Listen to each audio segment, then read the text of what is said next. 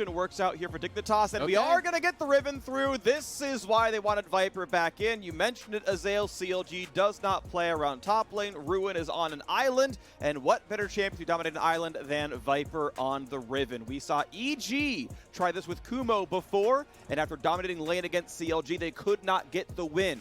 Dignitas picking the same champ against the other CLG top laner, saying we're going to try this one again. And this time around, I think it's going to be a lot more successful. Viper is notably an amazing Riven player.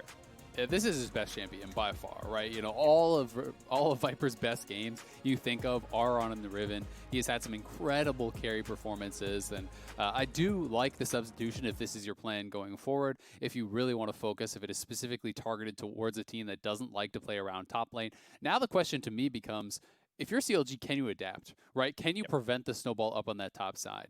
Ornn is not always the easiest champion to actually snowball on, but I mean, if he is constantly getting focused, constantly getting 2v1, you know, he is going to be put in a bad situation, and that's going to potentially allow Viper on this Riven to take over the game. So we have to see, can Wiggily help to protect Ruin up there? Can they shut down this Riven? Because Riven from behind is pretty worthless generally at the LCS level, especially when you're looking at some of these carries, which are pretty difficult to actually take down. You know, you obviously have Graves, who can become relatively tanky, Ezreal with the Death Stance Iceborne type builds. You know, a lot of these guys are going to be able to itemize pretty effectively against that Riven, so you generally have to play from ahead. Yeah, I will say, though, in watching Viper's games on Riven so far, I haven't seen him need to dominate lane to be absurdly effective in team fights. The man has at least 20,000 games on Riven at this point in his League of Legends career. That's insane. And that means he will find those openings in mid-game, he will find those openings in team fight, and he'll be equal to an Ornn, and then do 3 times the crowd control and damage in a team fight. The damage, sure, you expect, but like the man will find a 4-person flash Q knockup, and you'd be like, guess she's an engaged tank now. Viper will find those openings. I do not want to understate this. He has been having a hard time dominating in LCS. He hasn't been doing very well in Academy either. He's got a negative gold difference there as well. But on the Riven, it just hits different. The man will find an opening in mid to late game. And so my eyes are always going to be on this for the playmaking. I'm expecting at least one highlight reel clip in this game from him. Will it be enough to beat CLG? I do not know. But it's going to be a fun game to watch all the same. And I like the call out of the Q Flash, right? You know, because I do think that Riven, when it comes to team fighting, Riven with Flash is basically a separate champion from Riven without Flash. You know, Riven without Flash in a team fight is really going to struggle to actually ever get on top of these carries, to walk through the Nautilus and the Ornn, you know, with the amount of damage that is actually required to be able to burst down some of these carries. You have to get on top of them instantly before you are getting, you know, knocked down yourself. So, you know, timing that Flash becomes incredibly important against the Riven. And I do think that, you know, that was one of the areas that, you know, we saw Kumo fall short on when he actually went to the Riven. I think the laning phase went great. You know, they coordinated well with the jungler. They were able to pull off dives. But it is much more difficult to actually team fight on Riven. I think that is where you can often see kind of those highlight plays come out from the true Riven one-trick style players, the people who have so many games that they just see these opportunities, they see these openings, and they can land the combos perfectly to actually burst them down.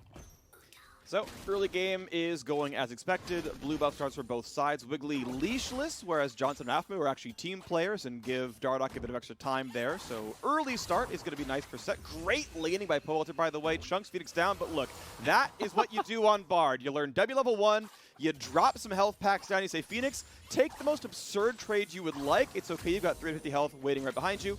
Yes, it hurts the early laning on Bard. If you want to learn a second point in Q at level 3, it means you're without Magical Journey. But, end of the day, it is going to allow Fenix to feel a lot more comfortable in that mid lane. Yeah, it is really nice. But honestly, you know, I don't think that's a trade you want to take with those health packs there or not. I think that was a pretty poor trade. But down on this bot side, did you get level 2 first? And we're going to have to be careful now. You know, it's one of those situations where it's like, it's essentially a potion and a half, right? Each one heals you for like 70, 75, whatever, depending a little bit on the setup that they do actually take with the Runes and Masteries and the stat shards. But, you know, essentially you have that extra potion and a half, which is very, very valuable. You still want to try to have these slow extended trades where you're chipping away at someone. Pobelter is actually just playing Corrupting Potion, so very likely Time Warp Tonic 2 here.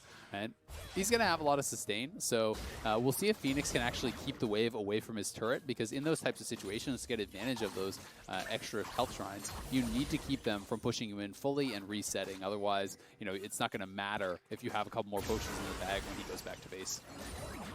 Spell Thief Summoner used right there. Pobelter tries to get a little bit of poke towards Fenix. Gets another exhaust there as well, so even more to run with.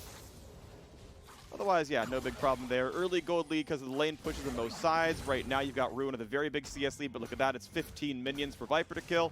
Won't even drop any of the melees there. Easy auto, couple of Qs. He should be able to catch up and farm, no problem. Hey, weave them all down, but Pobe maybe wants it on the mid lane. He got Wiggily nearby as well. He's blind, has to burn the flash. Gets away from a little bit of the damage. Ultimately down to 200 HP, and Fenix having a rough time in the mid lane. Does have TP to burn if he needs it, and can get back to lane without too much difficulty. Critically was able to avoid the sleep. You know, that would have been a death sentence if he did actually get tagged with it, but still, that is a great gank from CLG. It's not even like Wiggily spent any time waiting around. He just kind of walked straight through mid lane on his way towards bot, and shot at the mid laner a couple times, gets the flash out. They didn't expend any summoners whatsoever, so things looking very good for this Graves in the early stages. If you can actually put Fenix even further behind, it gives Graves more ability to play aggressively, more ability to invade, because Pobelter can then control that mid lane and be there as backup if you do actually need him. Yeah, so far the lanes are all equal, basically identical CS across all roles as top lane scraps briefly. Decent damage out of Viper, gets grasped back, but does decent damage over to Ruin all the same, as the recall and TP came through for Fenix. Recall and TP comes through for Pobelter. He's got Spellbook, so it's going to be a real summoner before too terribly long anyway. And yeah, very similar buys on both sides. Boots plus double Doran's Ring versus a lot of early potions and a corrupting on the Pobelter side. Yep, Pobelter just kind of really going towards the sustain. A lot of people are liking Spellbook. This is kind of becoming one of the premier rune choices in pro play.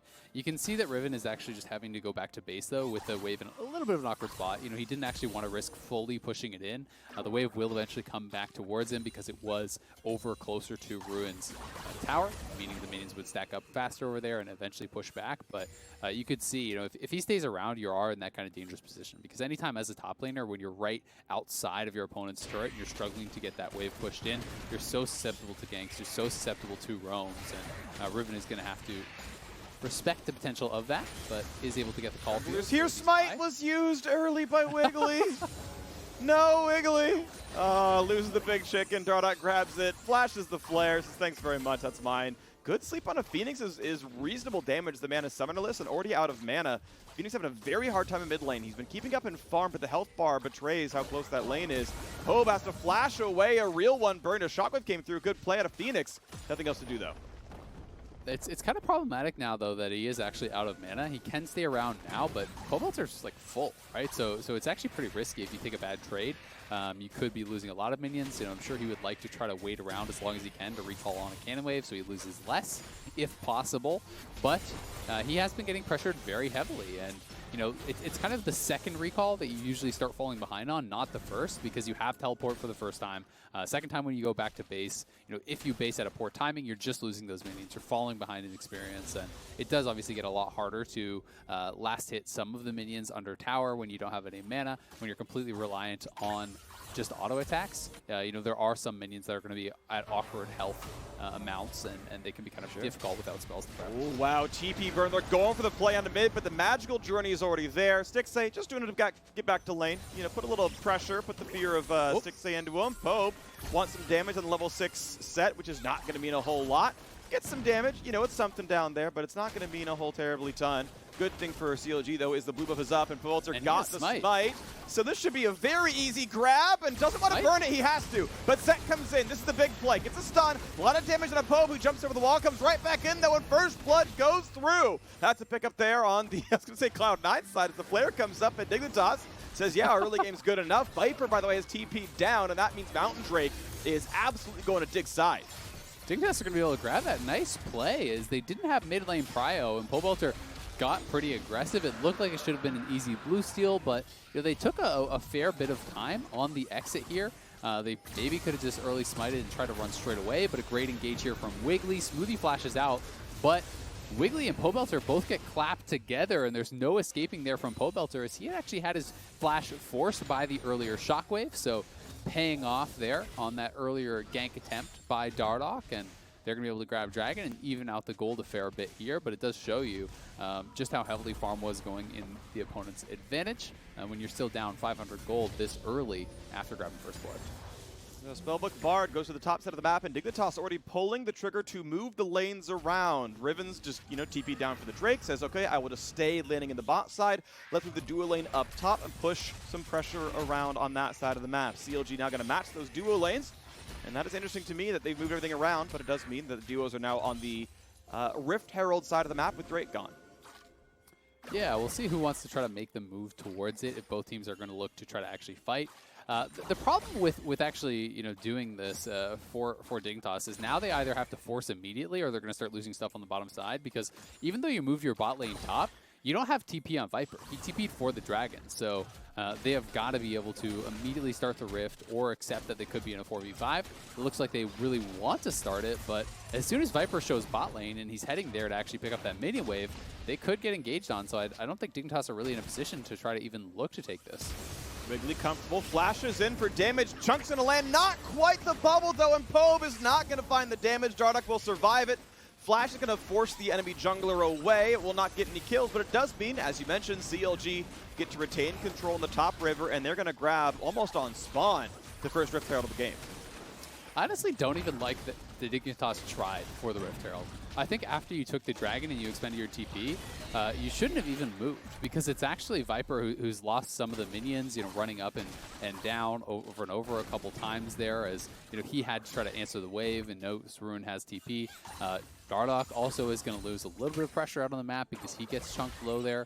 Obviously, he does survive, so it's not the end of the world, but I struggle to see a situation in which Dignitas would ever be able to take that Dragon, so I just don't think it's a play worth going for, right? Just take what you can get, farm it up on that bottom side.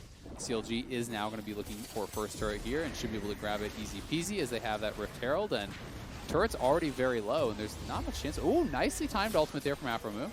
Yeah, prevents the Herald from getting the charge damage in, so no plates get dropped. That is always really powerful. They're going to get at least one plate dropped down, so some money shared across the three of them. But yeah, that is basically the entire turret saved as a result of that ulti at aphromoo. Yeah, that's actually really impressive. I always forget about that interaction, in the moment, but it is something that I've seen Aphro do a lot, and it is very, very effective to actually go for on Bard, because he pretty much negated the whole Rift Herald, right? Like, that would have been a guaranteed turret, and clearly CLG forgot about it also. Otherwise, you wouldn't have dropped Rift at the Bard turret. You would have actually saved it to drop on a recall, or even just drop it mid lane for additional turrets, because you only got one plate. They got like part of a plate, essentially, with the Rift Herald. Yeah, and that is, the expected value of Herald a lot lower than that, right? The actual value lower than the expected value is the way that's actually supposed to be phrased. CLG, though, still got to say, they are up 1,000 gold overall as a team. The 3 plates, actually 4, to be fair, that their duo lane has taken. 1 on the bot side, 3 in the top side. That's obviously half that lead, as well as farm leads in top and momentarily in mid. Viper, again, currently down in farm, so without, again, having to TP away from his own lane. And honestly, to me, as I've watched his games, not worried about that. Before I was like, oh, you're picking Riven to be a lane bully. That is not how the Viper games have gone. It's you farm close to equal, and then mid game comes around, and your mid game spike is what you play around. Yeah, I mean, a lot of times Riven is a pretty situational pick. When you talk to a lot of Riven players, for them it's more about what the other team is bringing as far as CC, right? Because that is really where Riven can struggle. I do think it can be tough playing into this type of composition, though, because there is a fair bit of CC between the Nautilus and the Ornn that you're going to have to get through. But CLG is moving 4 members top. They're looking for the dive. Hard diving. Ulti's going to come down, turning off the turrets. Q's still going to land, though, onto poor Bard, and aphromoo is gone. Ruin's up to the top side of the map. Turret's alive, though, and Fenix is reinforced. His plate is low. Flash engage. Ruin's not going to land it. Doesn't want to hold turret dagger just yet. Pobelter nearly lands the paddle star, but Johnsun has nowhere to run. No ulti, no summoners. Has a healing bubble, but he's got no health bar, and Ruin going to claim a kill as his turret's going to lose plate number 4. CLG send 5 to the top side, and they're rewarded with 2 kills. Nicely done, and they are looking to continue pressuring this because they still have a lot of members up here, but Riven is going to be taking turret plates down on that bottom side, so trying to get something back for himself.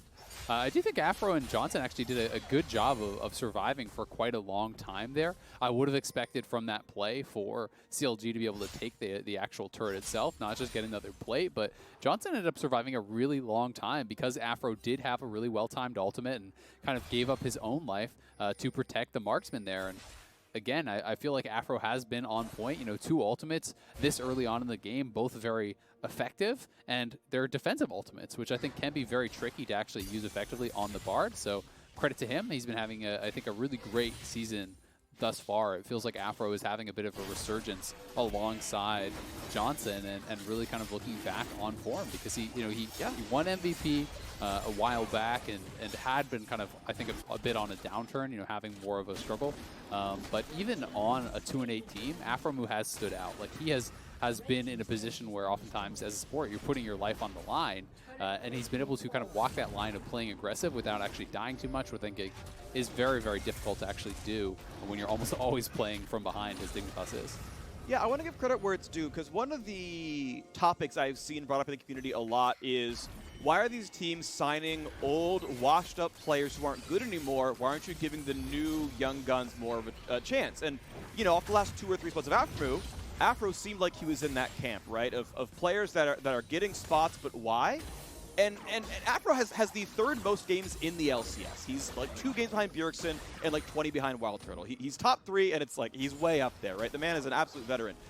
But credit to him where it's due, he has turned it back around, right? He's one of the top 3 supports in the league right now, I would say. I think that's a fair spot to put him in. And that is off of him continuing to work hard to keep up with the game, to improve, and help bring Dig to the wins they do have. They're so close to a few more. They're close in this game. He's one of the better performers in this one, though they are behind. And I want to give him the shout out that in his very, very long career, he's still remaining a top player again. And that's why I think, to me, it's always been less about like how old are you or how long have you been around, and more about how motivated is this player still, right? Oftentimes the age and how long you're around is linked to motivation, because players, it's difficult to actually stay motivated to grind and to work as hard as you possibly can at that top level to stay relevant as a top pro when you've been doing it for 5, 6, 7, 8 years. That's tough. And that's what needs to be looked at, more than just the age of the player or how many games they've played or those sorts of things. And also, playing alongside a young player like Johnsun, it's going to be very beneficial for these young players to actually get that additional experience and the insight from veterans, and that's something lots of people talk about. But nice shockwave there, catches Pobelter. Shockwave. Pobe, he's going to try to get away, but he's still getting pulled back in. Dardoch has the ult if he needs it, doesn't burn it, and that means Pobe's flash gets him out of range. I think the ult wouldn't have killed from Dardoch, so not wrong to hold Dispel, but flash does get Pobe out, burning a couple of summoners, including, I believe, a spellbooked Ghost. Does live, though, all the same, and we go back to this mid-game now, where Dig have 2 Drakes to none. The gold lead is still with CLG. Now an anchor toss in from Smoothie, gets big damage on a Dardoch, puts the shield back up, gets ignited though, and gotta be careful. Three-shot barrage won't quite land, can't land any of the ultis. Dardoch running for dear life, just barely stays alive. Arrow tank to the one side. Viper is in for the kill, and a Smoothie wants in for more. Ruin gonna run away. Pobelter's very, very low, but Ruin's gonna get away. Now Johnsun's being chased down. Wiggily wants in. Careful, because here comes Dardoch. And it's, oh my gosh, it is not enough. 2 more kills in his there CLG. Goes Dardoch. There goes Dardoch. Oh man, Dardoch hex flashing, looking for the hero play there, but they're way too healthy. You're not going to turn that around with a 10% HP Ashe and a 10% HP jungler there for the Sett. So still, they're not a bad play overall for Dignitas. It does end up going more in CLG's favor, though. They're the ones kind of getting that extra kill. Viper did come down, picks up a kill for himself, almost able to get Pobelter, but it looked like he couldn't quite connect with the R after his flash. Either way, was a nice little set of exchanges there, but it was. I do think that Dardoch should have just kind of backed it up, right, and make it that 1-for-1. Yeah, end of the day, obviously that did become a punish at the very end with those 2 coming through, so it is CLG remaining ahead in this game. About 4,000 gold up. Next Drake spawns in a minute 20. We'll say they're bleeding Drakes. That doesn't mean too terribly much always. I've found a lot of times Dragon Soul has not led to a victory. It feels like it's maybe in some cases overrated. Obviously strong, obviously good, but a lot of the times you'll see if the team comp outscales, they outscale regardless of Dragon Soul. Here we go, though. TP coming to the bottom side as Ruin needs to defend bot lane turret. Second Herald goes to CLG as well as Johnsun and Aphro get some damage across. True Shot Barrage helps clear the wave. Turret stays alive for now. I do think oftentimes, it's kind of more decided by, because we're seeing sometimes super early game teams pick up a soul, and it's like, okay, well, if you're at a massive late game disadvantage, it's not going to be made up for that. Another nice Bard ultimate That is so annoying for CLG. Oh, man. Speaking of annoying, poor Sett's in a bad spot. Gets a big punch off on 3, but has nowhere to go. Gets a stun. Oh, shockwave. Shockwave and almost the arrow. You gotta be kidding me, Dardoch. He almost lives through it, but it is 2 kills, and Viper wants number 3. Takes damage, finds the stun. Aphromoo over the wall, grabs the kill, and Ruin doesn't have a lot of places to go. Does have flash, and he misses it. It was a bait. Viper went the wrong way, but there is no way out for this Ornn. The Riven flank comes in, and Dignitas win a fight 4-1. Let's go, Dignitas. Wow, that was such a good shockwave there. Dardoch with his dying breath, clapping the members of CLG together as Fenix is able to actually land the shockwave. You know, it did pull them slightly out of the arrow coming through from Johnsun, but that is a huge fight, closing the gold gap enormously. And also getting them the 3rd dragon, you know, that is something that that is where I get worried about Soul. 2 feels like, it's okay. You know, you can kind of challenge later on. When a team gets up 3-0, it's just one thing has to go wrong in the game, and they have Soul. So here it is one more time. Again, Afro. His Bartles have been so on point, and not in the way you would think. You know, it is kind of those defensive ones. Dardoch was trying to Hex Flash over that wall. Not sure if you can even clear it. I think it may be too big, but positions himself well. 3 members pulled in, and Pobelter was actually R-ing forward there to get tagged with it also. Then Viper just flying in, gets exhausted, doesn't matter, can get back on top of Stixxay there and take him out. And then Ruin here, not able to flash the wall. Viper just goes around to cut him off. No way for him to escape. And Dignitas get 4 unanswered kills there, plus the dragon. So really well played. Single trade kill came through as Dardoch got killed by Ruin. The ulti landed on him, but yeah, a 4-1 team fight is great, and the gold lead has shrunk drastically. Yeah, no problem there. 2,500, now the only difference. And this is eerily similar to when they fought back in week 2 or so. Hold on, hold that thought. Wiggily wants to push back Viper, and will do so. As Demolish comes through, the bot lane turret will crack. But when they met the first time around, back when this was the Froggen lineup, this was a, solid 5,000 gold lead at 30 minutes, and then CLG came back with better late game plays. This is CLG 4,000 gold ahead at 15 minutes, and Dignitas now finding their way back into this one with some good mid-game plays. Dardoch set up for the shockwave, Viper came in for the flank, good team fighting overall. Still some work to be done. Again, gold difference is there. Goes back to 3,000 as turrets fall. Dignitas, though, of course, on Soul Point. Losing 2 towers there does hurt, obviously. And Johnsun is kind of falling fairly far behind. You know, that's kind of my major concern for Dignitas right now. Stixxay is in such a better position at this point. You know, he's already on his 2-item spike. Ashe has still quite a ways to go to actually get to that point. So, you know, is going to be greatly outpowered by the Ezreal. You know, if there's any sort of fights going on right now, you know, Ezreal in general almost always is a lot stronger on 2 items than most other marksmen, and this is just going to be even more extreme as he is quite a bit up in gold. But we will see as Riven is going to be quickly completing that Death Dance, and that is really where you get fully online, where you can start to really take over in a lot of these fights. Death Dance making you so much more tanky, and you know, one of the reasons that is so particularly good on Riven is simply because with high CDR, you're able to spam out your E. That shield is actually absorbing a lot of the Death Dance dot. We'll see if Fenix can chase down Pobelter, though. He dodges the bubble, dodges second Q, double TP coming in. Now the junglers are here as well. Stixxay instantly arcane shifts away, and the TP was canceled as Ruin ults and prevents Viper from showing. Wasn't going to matter too much all the end of the day, but yeah, didn't know that when he first pressed R, so, you know, follows through on the job as aphromoo is just clearing wards, and a Scuttle is under fire. You know, I wonder if that could have been communicated by Ruin, you know, because I feel like if Stixxay knows that the Viper TP is going to be canceled, you can actually go forward. Orianna doesn't have Shockwave, and that is just a tank set there. So if you're actually posturing aggressively instead, you know, if Pobelter is moving forward and the Ezreal TP comes through and you actually shift in on the Orianna, I'm not sure if that could be punished or not. That's obviously a hard call to make, but something that, you know, could have turned into a big win. I mean, if CLG wins a fight up there around the Baron area at this point in the game, that can just be Baron. Yeah, that could have been a real thing. That's a good point. And yeah, even though, yes, he had cast the ult early, it's like, oh, no, I got this cancel. There's nobody can stop me. Don't worry, he's not coming topside. Yeah, that's a relevant call out. And maybe that fight should be a little bit differently as a result.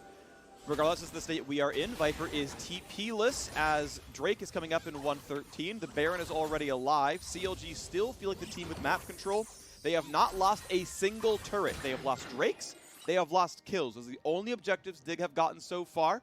And the farm is honestly good in basically every single war. Even the support is getting more farm. And the only difference really is one two CS. CSD and top is the closest one. Yeah. Well, one CS between support if you're going to put that one out.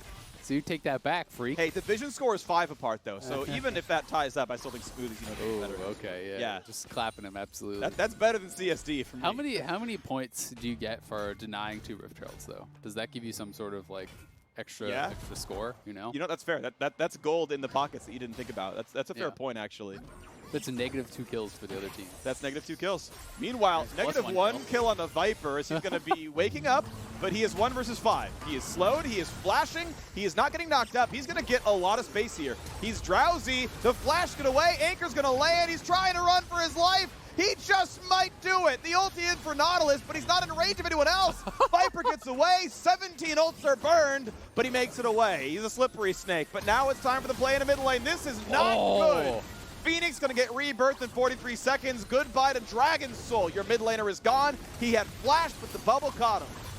Yeah, Phoenix got absolutely destroyed there, and I'm not sure that they could have actually fought for it either way, as Riven did have to, blow the ulti and flash and everything in retreat, but Phoenix dying there is pretty concerning, and that is that Death Dance Riven, man. You get so tanky. You have so much CDR to be able to spam out these move blocks, to be able to spam out this shield and absorb the Death Dance dot that is actually coming through, and Riven is very, very frustrating to deal with on this 2 items. Does actually have a stopwatch now to boot, so going to be even more difficult to take down, but it's kind of funny how hard it was to kill the Riven and then how instantly Phoenix just exploded. It's like, one champion has a Death Dance, one champion does not. Let's see who survives. I mean, one champion is Riven with about 5 blinks on a 4-second cooldown. I know. I know. I mean, Death Dance, to be fair, is a very strong item that is obviously quite relevant. But yeah, that feels a little champ difference to me. Regardless, top's cleared out. True. All right, so they do stop the soul. Good play from CLG. That is something that you would be somewhat concerned about. I don't think that this soul is actually like the most concerning for this team. The flat move speed is always really nice, and that's something that people often overlook. They just talk about the actual kind of proc of move speed on your ultimate. The only people that I think are really going to be excited about that, potentially Phoenix with phase rush, you can kite things out, but like Riven is the big winner, I would say, for that. Maybe Johnsun too. Having that move speed burst after the ultimate can be quite effective, but 10% flat move speed, still a big deal, but not the end of the world. It's not one of those ones that feels like just a GG. If you do give it over, like sometimes Cloud, sometimes Ocean does feel by comparison. Right, yeah, if you can't one-shot people during Ocean Drake, it's like, well, they're just sustained, the entire fight, and I guess it's over because no one dies, so rip that one. Yeah, this one, certainly comebackable. Still, gold difference remains 2,500, and again, he's asleep. This is big damage. He'll stay alive, though, puts the shield up, and Dardoch is mostly fine. True Shot Barrage. It's annoying. Honestly, you can just recall. It's not going to be that big of a deal. No really important ults were burned for that one. True Shot Barrage comes back before too terribly long. Not a huge issue there as farm keeps coming through in the mid lane. Aphromoo not quite done on his support item just yet. 26 minutes in, actually still not done. Stixxay caught out. This could be the play. Can they land shotgun? Can they land much else? Arrow's going to come through. Not going to land that one easy. That was too late from Johnsun. Bad timing on the Ashe. Yes, he had QSS. He could have always gotten away, but still, that arrow was late. End of the day, it's going to be resets. At the very least, they do get the flash, though, off of Stixxay, but Stixxay and CLG are actually just going to head over here and start up the Baron. It is going down fairly quick, but Dignitas does seem aware of it. So it will be a fight if they want to actually commit to this, but it's getting really low here. Okay, this is going to be a big moment there. Pope can't quite get in. Dardoch wants forward. Ulti's up on 3 of Dignitas, and actually all 5 for CLG's side. Here comes the Ornn going for the play. aphromoo is low. Knockup only on the Sett. Knockup hits Viper, not a big deal either. Smoothie now the target. Pulls one back in, and Dardoch can only get 1 for 1 as Viper gets that kill. So 4v4 on the map. Phoenix comfortable, but low on mana. Can push in and not do much else. Out we go. Mid lane under fire. Johnsun gets to get some health and CS back. The turret should fall. Dignitas going to be on the board with turret kill number 2. Dignitas closing the gold gap here quite a bit after that, but definitely don't like that flash from Phoenix at all. He was pretty much out of mana. He had no shockwave, and you flashed in to try to, like, who are you trying to finish off there? Ornn was at like 30%, 40% health, and and it's an Ornn. No one else was low, so that was a little bit bizarre. Besides that, pretty happy with how Dignitas was able to actually play out that team fight. Viper did not have flash, and they were able to navigate that successfully anyway. His flash is going to be up for that next team fight, and there won't be a flash on Stixxay. Pobelter doesn't have one right now. We don't know if it's going to be up if he spellbooks over, but when Riven has flash ult, level 16, which is approaching, and a stopwatch, like that is, you know, the triumvirate there of playmaking, and we could see what Riven will be able to get done. But CLG still controlling the map for the most part, and Death Dance going to be coming up here for Stixxay, which is going to make him incredibly difficult to actually burst down. You know, he already has the Iceborne. He didn't elect to go tabbies, went more for that CDR route. And you know, the cooldown reduction on your summoner spell is pretty nice on Lucidity too, but we'll see if he can survive. Yeah, if you're getting Frozen Fist, I would never go tabbies. I just don't think you need 20 armor when you've already got 180. You know, more or less in your build, but the MR obviously helps a lot against Fenix here, who does not have much flat pen, so he's going to be pretty durable. Now a pull back towards Smoothie, drops him to 2K as he pops Stone Plate. Dardoch takes a bit of damage, but not too much difficulty. Once again, Dragon Soul is available in 20 seconds for Dignitas. As Bubble comes in, can't quite find the target, but Dig wants to play around the bottom side. Viper is 16, he has TP, he has Flash. If he needs to join, he can. We'll see when he does, because Dragon is up in 10 seconds, and Dignitas must want to fight with all 5. Mid lane already pushed into the turret. Viper is going to burn TP now. Back into CLG's red buff. It's going to be a deep flank. He is 16 now, so he did get that. We'll see if he can actually surprise them with an angle that he can come from. But if he doesn't start heading over now, I mean, the fight could just break out, and you might not actually get there in time to really have a big difference. He does have his GA also, so that is actually huge. Viper is on an incredibly big power spike, and they are going to try to bet it all on this team fight. Okay, big chunk comes in. Smite Fight's going to come through. Picked up there by Dardoch, and the battle has begun. A lot of damage to the Viper, but he's got GA. That one's popped down. In the front line, the knockdown Ruin. 5v4 for Dignitas. Health bars are low, though they got to be careful. Through the magical journey they go. Just barely the escape. aphromoo gives his team the smooth escape. They get the Dragon Soul, and they get out. Nicely done. It does cost him the GA. Viper was flashed down now, too, so he doesn't have the GA, doesn't have the flash. CLG do have more health right now, so they're going to have priority on the map, but they can't actually start up the Baron, and Dignitas do get the kill. They get the soul, so they're going to be sitting in a pretty nice spot. I'm going to be interested to see if Viper is able to use this extra move speed on the Cloud Soul to kind of circumvent the fact that he doesn't have flash, you know, if it will make a big enough difference there, or if it is just still too much with the CC, because we did see how easily he can be locked down as he tried to come in on that flank. He really just got rooted up and pretty much died before getting much of anything done, as Graves and Ezreal, you know, were able to really focus him down. And Pobelter has a much more aggressive build than Fenix. He already has the death cap upgraded here from Ornn, so he's always going to be dealing a lot of damage also. Yeah, we just haven't really seen CLG be able to play the poke game. Zoe Ezreal is so trademark for, yeah, you know, we're going to poke you out, push off objectives, and this really hasn't been happening so much. It's honestly been very flat-out team fights where, you know, Dardoch pulls the trigger, Viper goes for the flank, Fenix falls up with a shockwave, and you're just brawling instantly, and it's up to CLG to try to land as much damage as they can. As Dignitas keep clawing back in, the gold difference is now only 1,000. We've just been decreasing that difference time after time after time. It's a slow, steady decline for CLG's lead. Dignitas looking toward a 3-game winning streak with their other top laner back in the lineup. A lot of that is, yes, he's able to play Riven. That's not going to be likely available every single time, but so far, so good. Dignitas able to weather a very rough early to mid game, and their late game team fighting is looking solid. As we've mentioned, they've got Soul. At this point, I would probably say they are favored to win the game just based off the scoreboard at the top of the screen, and this is looking good. Yeah, I agree. And the other thing you have to keep in mind is it's like, okay, you can say, sure, ban out the Riven, but if people are really worried about Fenix's Zir, you start having, you know, more players that have these kind of signature picks. You know, maybe you really don't want to give Dardoch Graves after he's had some strong games on that. You don't want to give Fenix's Zir, you got to be worried about that. Now you have Viper Riven. You know, you can't ban everything. And then there are also just flat meta picks that are incredibly strong that no one wants to give over. So it does become difficult, and it's kind of an interesting draft adaptation. You know, this is something that we've talked about a lot in the past, the idea of having almost like these ringer-style players who are really specialized in one area, and this feels like a little bit of that. And I'm going to be curious to see where Dignitas does take it going forward. But CLG still not out of this game, obviously. 3 items plus QSS done on Stixxay. He's going to be so hard to actually knock down. And Yeah. Ornn is ridiculously tanky. So really, I do think a lot of it is going to be dependent upon the initial punch in that fight from Dignitas. You know, can they land the shockwave? Can they land the arrow and try to burst someone out? Yeah. And also, can CLG do a better job of actually being first to an objective? Because I feel like a lot of the times, the reason they're not actually getting to land that poke prior to the fight is because they're never the ones there first. It's always Dignitas that has been at the dragon first with vision, and they're the ones usually, you know, starting the fight because they're the ones forcing them to come to them and set up around that dragon. If you have all vision denied and Dignitas has to check into you over by that Baron, you know, through all the Ezreal Qs, through all the Zoe poke, that gets really, really hard then for Dignitas to take a fight afterwards.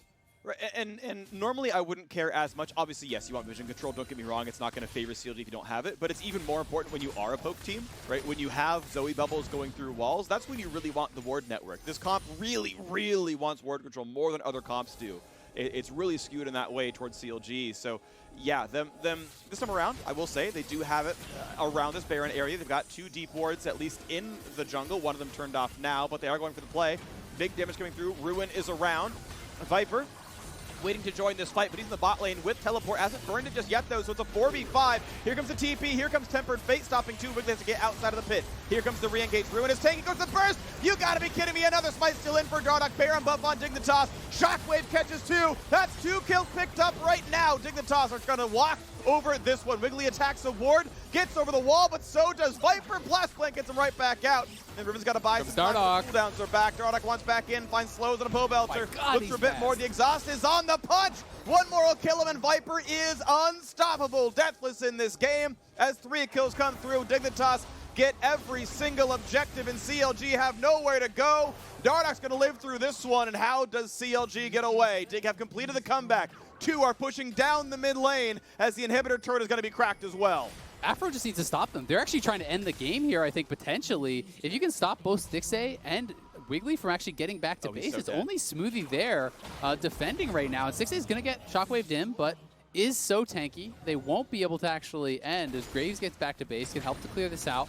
It is going to be Elder spawning in 45, and it will be, again, a fight around that Dragon Pit. So Vision going to become so important, but Dardoch was just looking so comically fast in that fight, proccing the phase rush, smites for Nimbus Cloak, has the dead man's. This man is just zooming through the fights here, plus the flat move speed on that Cloud Soul. The setup here was fairly good.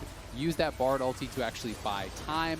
You know, does land the stun there over onto Ruin, and then just focusing down the front line, honestly, while Dardoch is, look at him, just sprinting forward, trying to create this zone of control, you know, not committing onto Wiggily, knows he can't win the 1v1, but he's just trying to zone him. So he moved forward and then just back up to try to keep that area controlled. And then in comes Dardoch here. They got that chase down onto Pobelter, and it is the Elder Dragon that has now spawned. Viper has flash, and GA is active again here. He also has the Edge of Night complete, so he's going to have that spell shield. And we'll see if Viper can find an angle. He is looking to wrap around.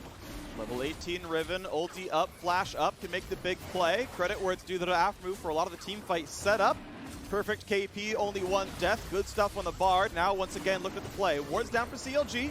Gonna make him a bit afraid. Viper dodges some skill shots, look for the re-engage. Aphro goes for the setup. Pobelter gonna burn Zonia. Sett into the back line. He's gonna find a decent amount of damage, but Dardoch has to be respectful. Gets knocked into the air, gets a shield. A big punch, and does go down. Smoothie gonna be traded though. 1 for 1. Viper in the back line, finds the stun, tries to do the setup. Loses Guardian Angel. CLG's re-engage isn't going to be enough. Knockup is too early. Viper goes right back in, and Ruin is not long for the world. 2 more kills coming through, and now it's again only 2 alive on CLG. Dignitas win fight after fight after fight after fight, and it's time to go into the mid lane. 40 seconds of the respawns for the solo lanes, meaning it's a very long time of 4 versus 2, then 4 versus 3, as Dignitas wants into the Nexus right now. We'll see if they can close it here. Stixxay and Wiggily, they've got to start fighting now, but they don't really have the health to do it. Viper poked low, but he's going for Stixxay. Goes for the flash knockup, gets a little bit there. Stixxay is not going to be able to fight this one off. Dignitas are going to complete the win, a 36-minute crush of the Nexus. Dignitas 3 wins.